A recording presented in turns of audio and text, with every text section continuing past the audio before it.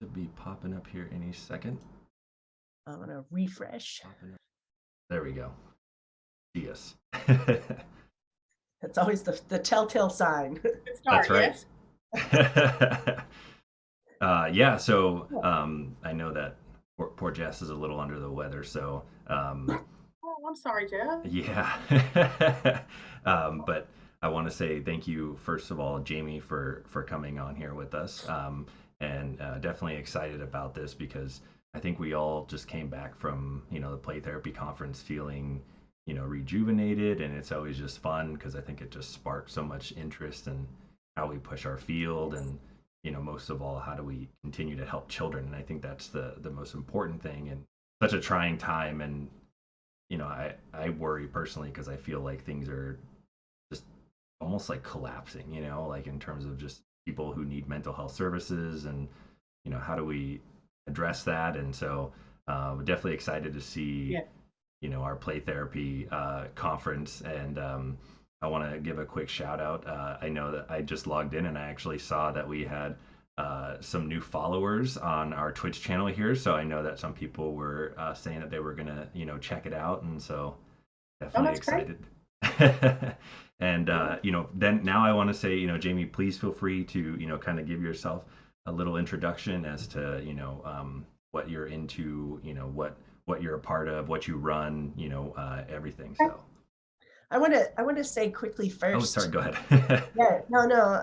I had asked Michael to kind of take the reins today because I wore a mask through the entire APT conference. Come home, tested myself to make sure I didn't bring COVID home to my family, all that good stuff. My son, who was at home while I was at the conference, was a little bit sick, and everyone's like, "Yeah, he's got a cold." And I thought to myself, well, we can actually have just a cold these days. That can Sure. happen, Especially right? now. Especially now. And so then the next day I started, well, 2 days later, I started to get a little sniffly and I was like, oh, I think I might have caught his cold, but Uh-oh. I'm going to test myself just in case. And sure enough, COVID. And then I tested Oh, him. no. Yeah. So I was like, are you kidding me? I just wore a mask for an entire week so I could be Mhm. protected. And I came home and got it. This is not a fun thing. Many people know. No, So I'm sorry. anyways, I'm going to be drinking water and muting myself when I'm coughing and things like that. So I asked Michael to kind of take the reins. But what I Mm. wanted to say first is that I know, Jamie, you and I have had a number of conversations over the past, and you were wonderful and hosted me at the early part of the pandemic, that August, I think Yeah. it was, right afterwards, for a couple of days in your Tennessee Association for Play Therapy conference to talk to people about digital play therapy, and then also the importance of balance, Right. of, of not having anything be all one or the other, but to understand the importance of bringing things together and finding value in each. And then I know you and I had conversations over time of the ways to incorporate both in different activities. and Right. and so and we did some of that during the conference and in our presentation. And it was perfect timing to have you on today because we can continue that conversation of how do we bring these really important things together. And for people who don't know, which it would be surprising to me, but don't know what Jamie Lynn Langley does, who is our guest today, I'm gonna go ahead and let you explain that, and then what I just said might make a little more sense. Sure. Sure. I'm a registered play therapist supervisor. I'm right outside of Nashville. My office is in Smyrna, so just like 20 minutes outside of Nashville. And then I live in Murray, in the same county. We're right in the middle, Tennessee. And then I teach at Middle Tennessee State University, reflective of that we're in the middle of Tennessee. I'm also a licensed clinical social worker. So I've been this for over 30 years, like around 30. Actually, now I'm going to stop counting though, because it starts sounding older. Just 10 when I started, right? So, and started integrating nature along the way as part of my playthrough that I do, doing a lot of things outside. And that actually happened fairly naturally because I'm also a Cub Scout leader for 15 years. And I started realizing I was doing some things with the little boys in my den. So I did the first graders, which are known as the Tiger Cubs, and every year. So I was I always had they were when they first started, and so I love first started. And many of the activities we were doing, I started realizing, I could be doing these with some of my children in my practice and some of the games we were doing in whatever. And so it just started kind of flowing together. We're a big camping family anyway. We have 2 boys that became Eagle Scouts, so they made it all the way through. And so outdoors has always been kind of a natural way for us to deal with just stress and schedules because we could really unplug and be with each other during those times. And so it's just been a natural flow with all that. So that's kind of like a brief thing. I also was president of the Tennessee Association for Play Therapy long time, and that's when we did have Jessica, who did do that presentation for digital play therapy. And you're right, because it was right after all those shutdowns of the pandemic, and so many of us were not prepared. We didn't know digital play therapy. We didn't know how to even do things over Zoom. And I know a lot of people are like, how can you do play therapy over Zoom?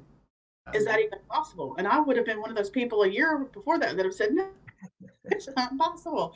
And then before I knew it, I'm doing little tea parties over Zoom and all that. And we were playing together. So we could I know found it quite intimidating, at least to start, because it was so new for many of us. But I think we found out that the therapy powers of play translate over the screen as well. And that was a wonderful gift. And I've said to many people, because sometimes people think, oh, because you're into nature, you're a nature play therapist, you must not like screen time. And I'm like, use screen time. It's all about the balance of with all that we don't exclude one or the other. And I can't even imagine what the pandemic would have been like without things like Zoom.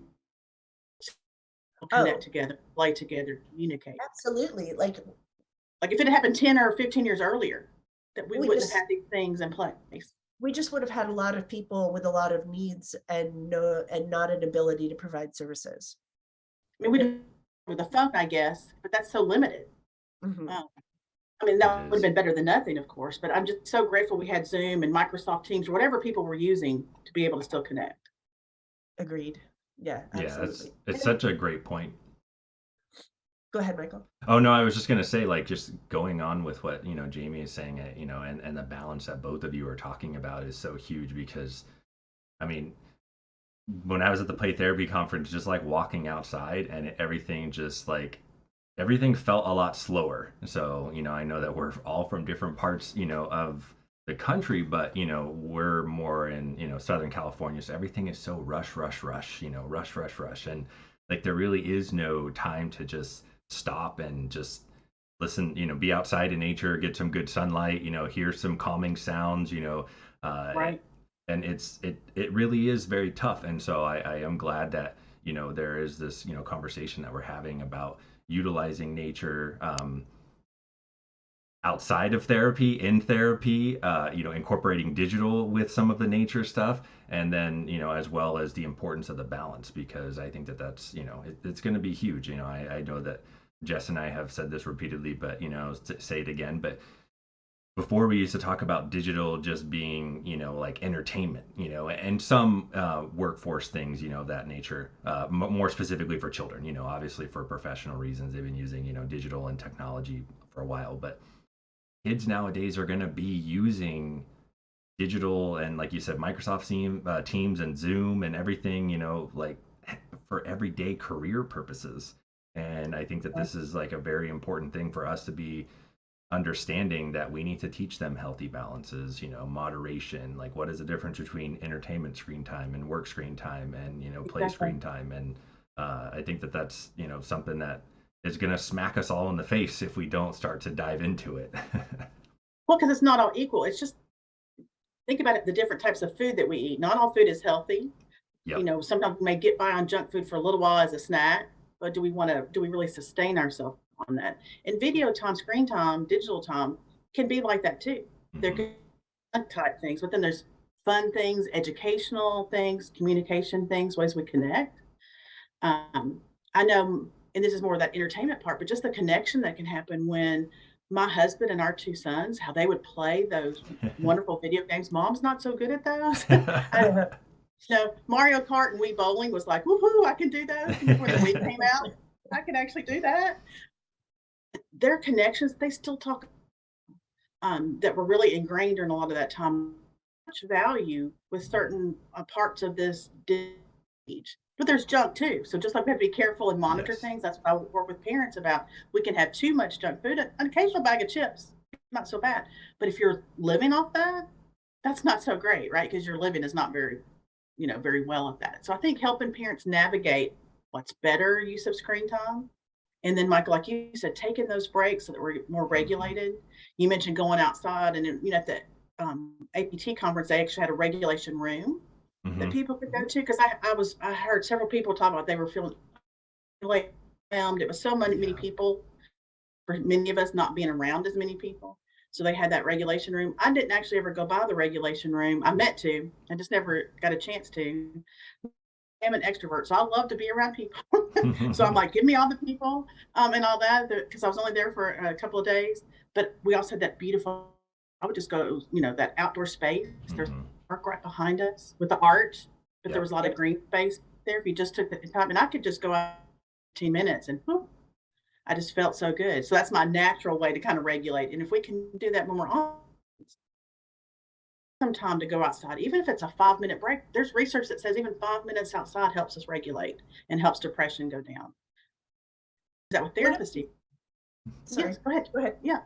I was just saying, one of the things I want to make a distinction of for if there are people who might be new to listening to us, is I want to make a distinction between virtual play therapy and digital play therapy. They have some overlap for sure, but they are two different things. And virtual play therapy is what you were describing earlier, which is, I'm having a tea party over where we're both holding up our cups, kink, we're having a tea party over Zoom or whatever your platform is. And virtual play therapy basically is interacting with another person through a platform like Zoom that incorporates whatever tools you're going to be using. Could be of a digital nature, but doesn't have to be. It could be the teacups, it could be dolls, it could be Legos, it could be a Nintendo Switch, it could be anything. Sure. Digital play therapy can happen virtually or in person. And it includes some sort of tool of a digital nature. So it doesn't necessarily have to be through some sort of platform like Zoom, but it can be. Right. So the digital can be used in virtual, but they are two separate things, and digital can also be used in person. One of the things that you and I talked about, I don't even know when or where it was, but it was quite some time ago, was an intervention that you did. I believe it was in person, and it was using, I believe it was your phone during a nature walk. Do you remember the intervention I'm talking about? Yes, and different ones, so I'm not sure which one specifically, but. Well, yeah, I mean, I was hoping that you could share that with the audience a bit, because that is a form of digital play therapy, because you're using a digital tool within this nature walk for a particular reason. And I think for some people, they think it's all about video games. It's all about some platform that you're joining in together, and you have to have a character and you have to be all savvy and do all these things.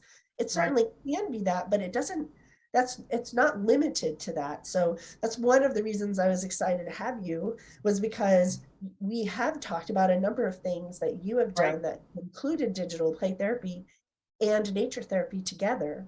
Right. So do you remember? Yes, and I actually got that idea from Mr. Rogers, believe it or not. So, you're probably going, of course, something with Mr. Rogers fan. But a few years ago, there was a commercial done that used his voice and his song about wondering. And I forget, it was for a digital device of some type.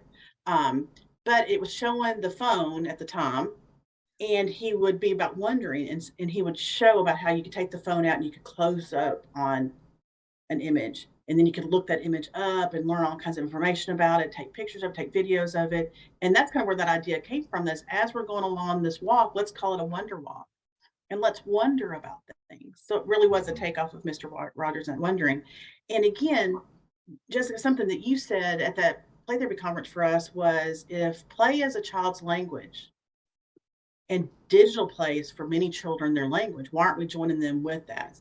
And so sometimes parents aren't quite, and I need to limit video games and all that. And so this is a way that a child can still have that device in their hands, can still have that fun, because we know a lot of kids are just enamored by the devices. Hmm. And so sometimes parents get a little put off by that, but there's such wonderful ways you can use them. So let's go do a wonder walk.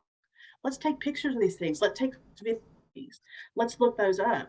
So while you're having fun and you're actually regulating because you're on this walk together, you're also increasing your executive function skills, because children are and teenagers are focusing as they're taking these pictures, taking these videos, learning about the animals or creatures or flowers, the different things they're finding along the walks. And then become more inquisitive, they get more, they're doing that, they're learning new things. Well, we know when you learn new things, you get excited about that. You get those dopamine releases, right? You get Hmm. those little feelings of pleasure along the way that helps you want to do that more. And again, then you're also connecting, because you and the caregiver, or you, if you're doing this in a play therapy session, so you as a play therapist and the child or teenager, you're acting as you're doing this. So you're all just wondering. Talk sometimes a lot about, especially in the nature field, about wonder and awe. And that sometimes we think about, oh, I need to go to the Grand Canyon to experience wonder and awe. Well, yes, you can get some really beautiful, wonderful wonder and awe from the Grand Canyon, but you can also get it with the child. Caterpillar go down a sidewalk. Hmm. And especially if they're taking that phone and they're videoing it as they're going along. And then later I say, let's look up about the caterpillar. What can we find out what kind of caterpillar that was? What does it live off of? So then you're doing some education, very fun way that doesn't just have to be out of a textbook. Mhm. And which I think is really, we do more multi-dimensional type learning like that. It really ingrains better. So when you're really doing that experiential learning, which we all know that we do much better with. So it just combines so many things, and just that natural fascination that children can have can really bring that focus by using their phones, or sometimes they use their tablets or whatever it is that they're using with that. So Jessica, is that kind of what you were talking about? Absolutely. And then there's also the ability to have a bit more of a record of that as well, because you can take those pictures, and there are all sorts of storyboard type apps now that you could then put those pictures in. You guys could caption them. You can You could do a digital story. make a story, have them have that transitional object, because now they can have that. It doesn't have the the deep therapy type information in it, so it's more of the experience. It's not like this happened to me, but it's the experience of this process and this intervention that you all did together. Play Geek is somebody who attends our Twitch stream regularly. She's our most consistent listener, and she put in the chat here that to remind us that now there are apps that can give information about plants and flowers too. I have one on my phone, and it just put the camera right over a plant and tells me exactly what And plant there it you go. is. You're right there, right? All the information, absolutely.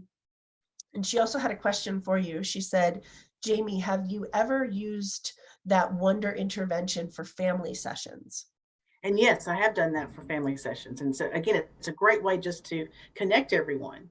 And sometimes, and what I'll actually do is I'll kind of step back a little bit and let the families kind of do that engagement together. I'm there to kind of guide if I need to along the way, but the families kind of organic in doing things, and they get real excited with each other, because as the child, and even the adolescents get excited over discovering things too. And and just that discovery together that makes action. Another similar one I've done both individually and with families is with bird. So bird watching really increased over the Hmm. pandemic, especially as people were indoors, especially early on, more so, and they were watching birds and things. So bird watching really took. And for kids, I would say video those birds. Look at the birds, go get some bird seed or different things. And so, and there's cute little activities you can do to make little bird feeders. You can use pine cones, put peanut butter or bird seed, and there you go, and put them out. So there's all a fun little activity you could over the screen if you're doing a virtual type session. Have them do that, but then record the birds that come, and then look up the birds. And again, you're really being still. Michael, you had mentioned earlier about how busy this world is and how Hmm. loud this world is. We don't often encourage our children to be still. Parents Right. get worried when children are bored, and bored creativity thrives. And that's where the kids are getting the mischief when they're bored. But again, it takes boredom a lot of times for creativity to come out. Hmm. So let children be still. Let them just be still and watch these birds. Again, very natural exact type things that are going on as they're getting fascinated by the birds. And they can look them up. There may be some of these apps that now instantly kind of bird it is and let you use about birds, probably so. But families again can do that together. It's creating these birds together, together, sharing things they've learned together about the birds. So again, you're doing some educational things. Right. So times when my parents were concerned about, oh, they're not learning as much right now, because a lot of parents are concerned about that. Since the pandemic, with school, and even with school being back in, some of the test scores are coming back that our kids have declined a little bit Hmm. over the pandemic. So there's been some, so make education fun, and remember that we can do all kinds of fun ways to learn and engage with each other at the same time. Yeah, that's a great point, and I love that you said that. And piggybacking off what you're saying, Play Geek is saying, how have you incorporated the video camera into the family sessions? I'll just give like a one thing that comes to my mind, just listening to Jamie talk, would be creating like scavenger hunts. Have Oh yeah, each scavengers were huge, or have been huge. each person of the family, dad go find a picture of 5 flowers, mom go and find this, the kid go and find that. They come back with the pictures, and then like what Jess said, put it into a storybook, make a scrapbook, make a memory book. It's, I think, being creative, and but not having to. I think like what Jess was saying, a lot of people think of games and things of that nature, but and a lot of times people think of digital being expensive, and the reality is that it doesn't. You just need to use your own imagination for interventions. You could take something simple as a phone, in which you already have, or some sort of camera or video of that nature, and use your own creativity with what we have available, and it's extremely beneficial. Yes, and so easy to do, like you said, and you can make like you could do nature journals, you could do a Mm, family nature journal, we could take these pictures, and it's actually very nature friendly. So one of the things we talk about, sometimes some of the concerns if you do scavenger hunts or even like nature mandalas or things like I've done, mm, is that how much people are like pulling things out of nature. And so some people get really concerned if they're breaking a lot of things down, whatever. true. So this is a very nature friendly thing because you're not actually taking that flower off, you're taking a picture of the flower. Hmm. And then tangible way to, because again, a flower, if you keep the flower for very long, I mean, we know it only lasts for so long. You can keep that in that memory that's attached with that. And again, those connections that you had with that. And so if a family does a scrapbook together, does a story together, a nature journal together, whatever they want to do, they've got this relation with them. So if Yeah. you have a family who you feel like let's say an adolescent, and you feel like this adolescent is feeling disconnected from the parents are feeling disconnected from the adolescent, they kind of have some parallel lives going on, which part of that is expected, part of that Sure. is developmental, part of that is the individuation process, but it can also be something that has become a difficulty in the family in terms of they're so disconnected. It's not like they connect and then they separate a bit, and they connect and they separate a bit, but they're more doing this, they're more going off in different directions prematurely. So there's something else going on there that is impacting their ability to connect. If you had that type of family and you wanted them to do this intervention we're talking about now, would you give them some type of prompt in hopes of having them contributing to something more cohesive? Or I mean, would it you? could be, it might just depend again on the situation, but let's say someone was real interested in birds. So that would be that prompt of doing the more bird watching. Maybe someone's more into games. So then maybe more of that scavenger hunt type thing, or maybe Hmm. even some concentrate type games where you go find things, put out, see if they can then remember what they are and go find them. So give that to each other. So there's all. So again, it might just depend on what the family was kind of needing, or and again, if they're more into certain things. So I would try to use that. Mhm. Does that make sense? That's what I'm Yeah, trying to get kind of at is adapt it. Yeah. how do you bring what you know about the intervention, what you know from your theoretical foundation, and what you know from this family, That's what I talk about that in digital play therapy all the time, is bringing those three components together in a way that really helps advance the treatment plan forward. It's not just, oh, this is cool, let's do it. It's really intentional of what you know from those three categories and how you bring it together. So that's why I was asking that, to see how you conceptualize that in your own mind, of how you bring it together to help that family in the way that they need, whatever that is you've identified. Right. So it does help know the child and know the family and know what kind of things help. And sometimes I just have, honestly, I have some families that haven't spent much time outside. So they may not even know. So some just some education, some of the different things. But again, sometimes there are some that, hey, we know that we love birds, or we want animals. A lot of kids love animals, as we know. Kids are pretty entranced by animals, so that may be a good way. So let's just go see what kind of animals or critters we can go find out. And usually there's a basis of that connection. Many times that connection is that's needed, because, like you said, just there's different things going on, and families can be so busy, and they can be so busy in their own things that it's hard to get them together. I know, as a lot of therapists, we would often try to say, how many meals are you having together as a family? And we would have families do meals together. So I can take it that way and say, let's do it. And if the younger the child, let them plan the picnic. Let them have really fun planning the picnic, and then going out and doing that together. And again, can they do a wonder walk as part of their picnic? Or can they do a scavenger hunt after the picnic's over, or a memory game, or just the different things? And kids get so excited about picnics. It's crazy how excited, right? And so sometimes we forget just how excited can be, with something that's just novel and new. And again, they're getting that family engagement time that so many families are needing.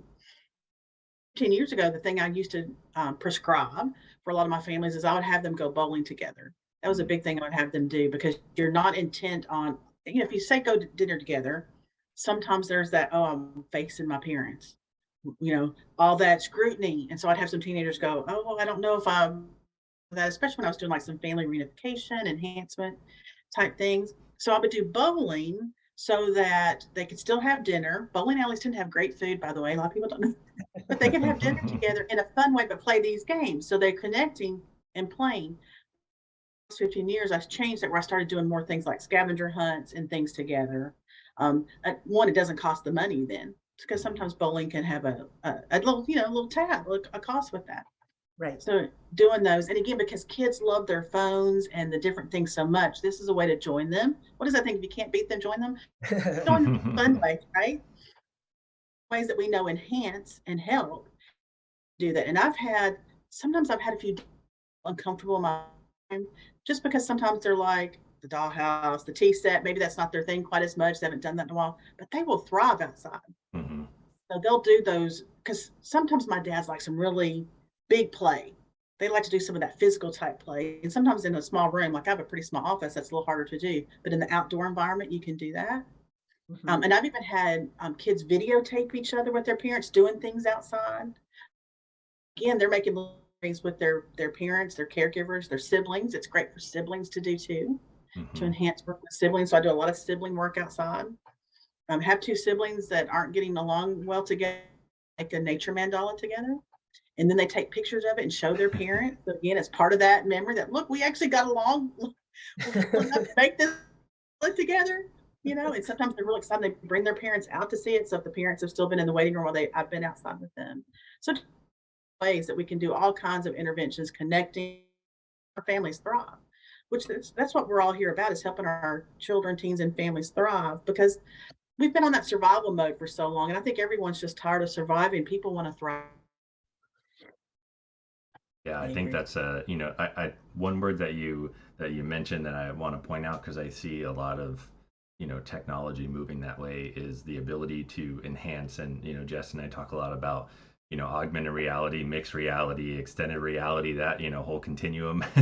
And a lot of the technology is moving, and it would not surprise me to see that we're essentially going to have glasses that we can put on, and we can overlay things that we can interact with. They already have it now, but I mean like full blown, in the future. But like, let's say, Right. a family wants to go on a nature walk, like Jess said, she can scan the flowers. Like, they'll be able to look at a specific thing, and, a box will pop up giving them information. Or, in terms of a family doing something together, maybe there's, like, because they've already taken what would be like digital assets, but made them realistic. So you're scanning like realistic, like let's say big boulders, and then you can drop those big boulders inside of a park that doesn't have the big boulders there, but you can interact with them. You can pick them up, you can move them, you can, build them. So it wouldn't surprise me to see that, families will be able to use this technology where, we tell dad, hey, go, you move the boulders over here. And the kid goes, you need to water the, plants over there. And so he's able to have, digital water and, see the flowers grow. It's like, it's fascinating, to see. And like you said, it's eco-friendly. We're not, physically, destroying anything, moving anything. And and it's just so immersive, it's so Right. calming. And so I think just the combination of all of that is a really interesting where the field is headed. Oh yeah, that just sounds exciting. Just hearing you say some of those things, like bringing boulders into flat spaces or whatever, mountains. Like I remember when my son was living in Texas for a while, and he was so used to the mountains. Tennessee, we Hmm. have hills and mountains, and he was like, "There's no mountains." So we got this big print of a mountain, and he would also had a video of mountains Yeah. and all that. So, Michael, what you're talking about now, people can even in flat space or whatever, Mhm. whatever thing that they needed. The other great thing about the research is that we don't always have to be to enjoy nature. We can Right. enjoy nature inside. So we can make all types of green spaces. Like just I know with the virtual reality things where you can make a nature area and you can be immersed in nature area virtually. And so doing that, but when people are in hospitals, we see it more in nursing homes now that they're Hmm. putting pictures up of nature, and now they're starting to put videos up of nature. I don't know if y'all are familiar. Louis Schwartzberg, he's the cinematographer, does that slow motion No. videos, and they're just beautiful and things. And he's part of a study now somewhere in California, some of the hospitals in California, where they're looking if you have videos of nature that patients can have access to, how that helps their healing process. Hmm. Because we know the research has told us if you can't be outside of nature, pull up a video of nature Right. and all that. Now, outside is definitely better if you can, because then you get all these senses engaged. We haven't talked about our senses very much, but when you're out doing a wonder walk, different things, so you're not just seeing, you're smelling, you're Hmm. feeling, you're hearing, so all those different things. And so with the video, you wouldn't maybe be able to do that as much. But again, because you're able to get so much visually with that. But sometimes But people in are also VR, very you inventive can. about things that they're doing. Yes. In VR, you can. In Yeah, VR, VR, you can, yes. that's why I know years ago, I was at our meeting that we go to in England, and um, I don't even know how many, close to 10 years ago. At the end of my presentation, I think this was prior to you starting to come to that meeting, Jamie. But at the end of the presentation, I put in there a thing about virtual reality, and I started before I even put in there. I was like, I know you guys are going to think this is like a ridiculous leap forward, because this was pre-pandemic, obviously, and this was me saying, hey, there's value in this digital stuff, and people are already like, I'm not really sure. And then now I'm bringing virtual reality to it, like, Jessica, you're just crazy, what are you even talking about? But part of the reason I get so excited about VR, even more than I am about a lot of other things that are digital based, is because of the multi-sensory experience that you can have. and so there's at Cedar-Sinai Hospital in LA, there's a whole program using virtual reality with patients, and it's run and headed by Dr. Brendan Spiegel. And he's written, and they've done all sorts of research and studies and all kinds of things. I believe he's a gastroenterologist, I think is his field and training. Mhm. But he has used virtual reality, and his whole team has used it with people who are basically stuck in their hospital beds Yeah, for because if long they're immobile and can't times. go outside. Hmm. They can't go outside. And so instead of, which I agree with you, there has been research, videos, pictures, all of that really important. Mhm. I know for myself, I grew up in Massachusetts, went camping and skiing in Maine, like trees and ocean, they fuel me. Mhm. I'm landlocked where I am right now. And even though I'm in Colorado, I'm in an area that is very dry. It looks more like dinosaurs are roaming. It's not the Colorado you think of with trees everywhere and mountains and all of that kind of stuff. I mean, we have some mountains, but it's not the Colorado you think of. Right. When I go somewhere where there's trees and or ocean, I just feel different than I do here. I feel like I'm being deprived here, which is why at some point I'm going to move where there's trees and ocean. Right. Specifically. So I agree wholeheartedly. And there are times when we can't have that. So for me, the multi-sensory experience of doing this kind of work in VR is actually so important so that we can have bring all that in. Sounds, the sight, the touch, because the controllers have a haptic reaction. Every time I know I'm going to be around you, Jamie, I bring my VR headset. I had it at APT. The whole week went so fast. I know. Didn't get to do it with you, but we have to make that happen so that you can understand what right. talking about. But when we think of immersing somebody in an environment so they can have those neurobiological reactions that are so important, then the more immersive, the better. And that could be the actual walk, like the Wonder Walk we're talking about, or many other things. That's just one example we're talking about. And if that's not possible, they've put people in senior living, whether that's a whatever level of care that is, some type of senior living, people who aren't able to go to different places, aren't able to travel.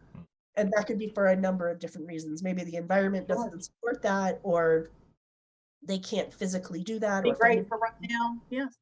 Right, exactly. That it has improved quality of living quite a bit. I'm not going to quote stats because I don't have them in my brain at the moment, but there's a lot of research out there, especially with the senior population, and that trickles down to other age groups as well. I don't want to lose it because we only have about 20 minutes left, and we have some things in the chat, so I want to bring them up. Sure. Two things. The second one really goes on with what we're talking about, so I'm going to say that one first. Okay. It makes me think of when I broke my ankle and I was housebound for 3 months. Animal Crossing, the first post was Animal Crossing. Animal Crossing would have been a great way to incorporate a semblance of nature because she wasn't able to go anywhere. So the first post was Animal Crossing was really a huge thing at the beginning of the pandemic. One of the things I loved about it was I could turn the sound on and take a slow walk by the beach for relaxation and mindfulness. Water is one of my favorite calming experiences. It's been a great way to be able to experience the calming even when I'm not able to go to the beach. For people who are not familiar with Animal Crossing, it's a game that's played on the Nintendo Switch. It's not a competitive game. It's not a shooter game. It's none of those. It's basically you have an island and you are a character and your character's a little person. The other characters on the island are animals and you can interact with them as your neighbors. But you can plant things and dig up things and shake trees and get fruit that fall down. Because it's an island, obviously there's water, right? So all the way around you can swim and you can dive down and pick up different fish and whatnot that are in the ocean. And you can visit other people's islands as well. But they also have music incorporated and sounds of the wind blowing, sounds of the water crashing on the waves. And there were definitely times, especially in the beginning of that pandemic, when we really, at least my family, I'll put it that way because it's different for everybody, we weren't going anywhere. Right. And we would go out. Thankfully, I live on a good amount of land, so we could go out and enjoy all of that, but we weren't traveling anywhere. We would only go where was needed in the moment if we needed groceries or something, but we really weren't going other places. We forget how things really were so shut down. So shut down. We're all shut down. I mean, I remember seeing the hazard tape, this walking area where I go, and there's a park, and go play at the park. I mean, because everybody was so, we were so afraid. Everybody's so afraid of passing everything. So people were staying home because that was their safe place for many people. So there were a group of us, there was a group of us, including Play Geek, who's talking in the chat to us. She and others, Michael's fiance Ashley and Rachel Altvader, like a group of us, we would get together pretty frequently and visit each other's islands. We have tons of video and pictures and all that kind of stuff, and just be goofy and whatever. But there were times, there are pictures of us, our little characters, just sitting on the beach, just listening to the sounds. And it was like a little bit of, it was refreshing, it was regenerating, it was connecting for all of you together. And it was also soothing. It was very soothing. Would it have been nice to be on the actual beach altogether? Absolutely. Was that possible at that time? No. And this was a really great way to get some of those needs met. And there's still maybe times that those needs are met. You know, like you said, there's certain times we may have weather conditions, we can't do things. If people are sick, we may not be able to get together. Right. And different types of things. So that really helps these virtual ways to be able to do that. So the ways the technology can support time in nature by doing it virtually when needed, or then when we can go outside and help it enhance some of our experiences in nature. So again, it's all about putting these things together to help us thrive in that, and having a natural, healthy balance with all that. Now, do I want a child or a teenager or an adult all their free time playing virtually? Of course not. But there are great ways to do the virtual and the digital type, and also have other times to do other things. The flip side of that is I also don't want somebody out there in the woods 24/7 either. Yeah. And that's not too realistic. I mean, you know, there are who advocate that children need 5 to 6 a day outside. Yeah. And I've read that in some of the reading on some of the nature things, and I'm like, that sounds great. It's just not very realistic. And I don't think many of us can get 5 to 6 hours a day outside. And all that. Sometimes just the weather's not going to allow that with many places and with other. So how can we make the most of the? Yeah, I know my father was a very wise man who was like everything in moderation except drugs. He would always say drugs weren't, Exactly. But you know, even good if we do excess, you know, water that we need for survival, we can have water, have too much water. So I use that as an example for anything, that we can have too much of a good thing. Exercise is great, but we can exercise too much. So whatever these things are. So we want to have a balance where, yes, we're having time in nature. We definitely need more than the 6 minutes, because the average now for most kids is 6 minutes that I read somewhere. And we want kids to definitely have more than 6 minutes outside and all that. I think most of us know that, and we think, I think that maybe when they got outside to walk from their car or their bus into school, and 6 minutes isn't much. So we want to have more than that and all that. It's because some of the things I've read is that sometimes kids are spending 6 to 9 hours playing virtually, but they're not playing outside and the different things. So how do we just get an overall balance with that? Because that's where we're really going to thrive. It's just having that balance of all these things, having social time, having your play time, having your creative time. And again, you do it virtually. So sometimes people don't understand that about when you're putting these worlds together, these islands together, all the creativity that happens with that. Oh, absolutely. All the creative problem solving that's going on with that. Yeah, it's a great point. You said combining, and I wanted to bring up what Ashley was saying in the chat. You know, she was saying you must try Disney Dreamlight Valley. It has all that and more. There's even various regions to explore: forests, deserts, and beaches. And she said it's beautiful. And then the combining part, I really like that she said this, because I think it goes in with what we're saying. A streamer that she watches lives in the Pacific Northwest, so probably like Oregon, Washington, Seattle up there. So a lot of rain, right? You talked about the weather not always being great. So she wanted to construct a nature trail in her forest. So she has a nature trail inside Disney Dreamlight Valley that is very reminiscent of a nature trail that she's obviously walking, outside. And she said it's so beautiful to watch as she walks through it in the game. And I think that is a perfect way to really help also children even understand moderation, let's go outside, for a certain period of time, and then let's build it, virtually. And then you can experience both worlds. I love that you said like it's the balance thing, and I always tell kids, you can't rely on, games, video games being like the only thing that brings you happiness. Because what happens if the internet's out? What happens if the power's out? Like, you can't have just Right. one thing you rely on, all your eggs in one basket. You need to have multiple things that you can tap for support when you need it. And certain situations will require or give you what you need.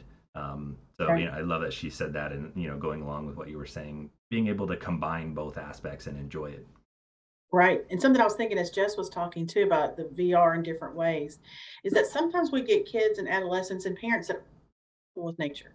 You know, maybe they've had a bad or scary experience in nature. Maybe they Hmm. got caught in a thunderstorm, or maybe like I got stung by a bumblebee when I was in right before I started first grade and all that. And I remember that, but I didn't. Thankfully, that didn't keep me from going outside again and still climbing that tree a couple days later, despite having had the semi-traumatic thing sting on my lip, swollen lip. But Oh we do get no. those things that do Hmm. get those things that happened. I was grateful the swelling went down by the time first. That was my I was going to start first grade, I remember. But sometimes those things can be scary and they do inhibit someone's inclination to go outside. So VR, many times I'll show videos, I'll get played about, well, I get a lot of kids that are afraid of spiders and insects and everything. So let's create them first. Let's make them out of Play-Doh or something. And so we can talk, let's pull up what we know about spiders. So again, here we're going to use a little virtual type of education. Let's watch a video of a spider or different things to get a little bit more comfortable. That I think I haven't used VR in that way, but as Jess was describing that, I could totally see us using it to people acclimate to going out, helping the nature, be a good way to transition. Oh, Yes, it's for some of huge that. for exposure therapy. A lot of Yes, the yes. social phobias, social anxiety. We talk about, like you said, Play-Doh spiders, but then the next thing, watch a video of it, then be in VR, and Right. then You're doing these little steps along the way. exactly, yeah. That's one of the biggest, I think, things, and Jess would know more, but I think that's one of the biggest things that it started out as initially. Oh, absolutely. It's I want to say it's the low hanging fruit, and I don't mean it in a like diminishing kind of way. It's really powerful, but it just translates VR use translates so well into different types of exposure therapy. Part of the thing that I think is so powerful about it, besides the immersion of it, because if you're talking about a fear of heights and you're up in this building or on top of a building or something, your whole system, your sympathetic, parasympathetic, everything's getting activated Hmm. because you really believe that you're up high. I mean, you can feel your stomach drop like the whole bit. You're getting all of that. Very powerful.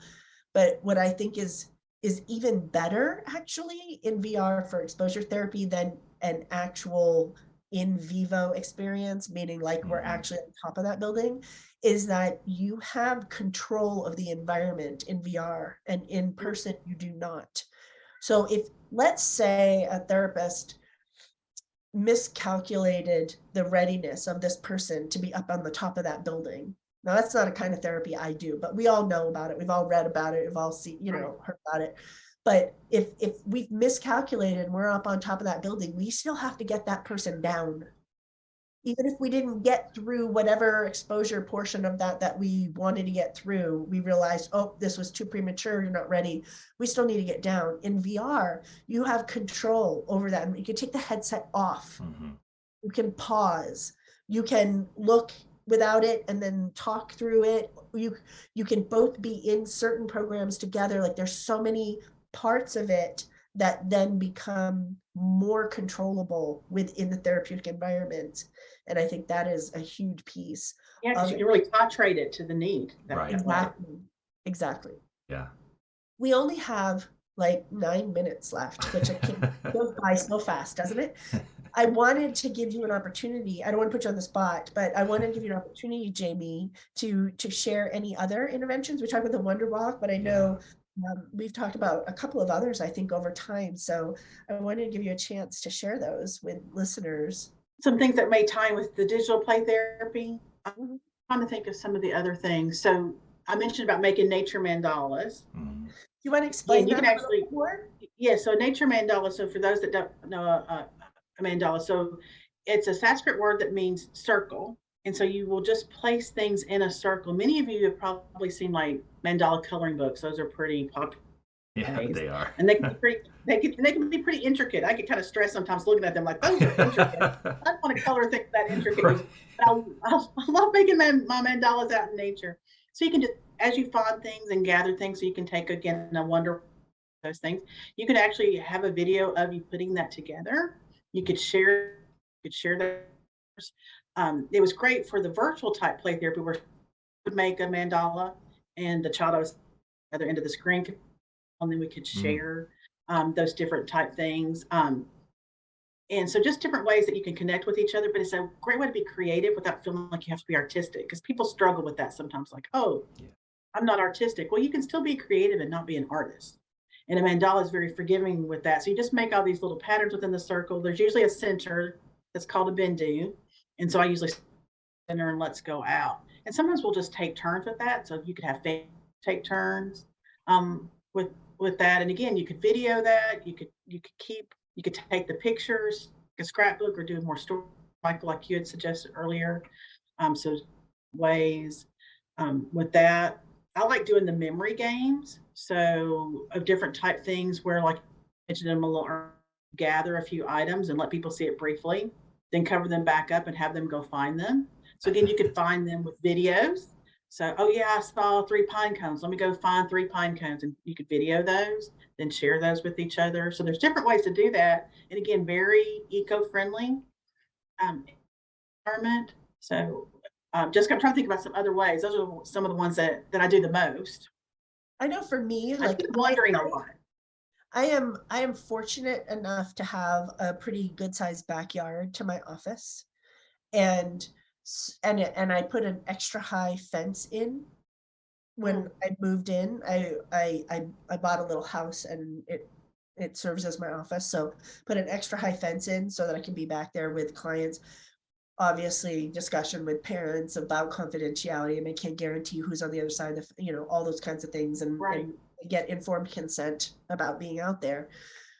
But when we're out there, even taking my phone and with their consent and assent, making videos of us having sword fights with Right. sticks, or rolling around in the grass, or just like really active play, and then going back and watching them and really laughing at each other and ourselves in the And that videos sharing together. that we made together. So we're having the actual experience at the time, and then we're revisiting it.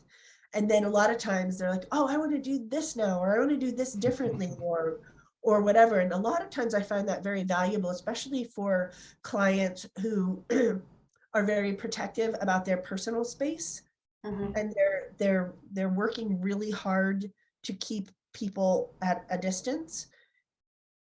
Certainly there's a lot to that, and usually there's a trauma reason and response that goes along with that. And I'm not getting into all the details of that in this few Sure. minutes that we have. But what I'm saying is I understand there's a lot to that. But in those interactions, a lot of times it's ways of coming together as a pair that is much more organic and comfortable than if, say, I tried to sit closer to them in the playroom.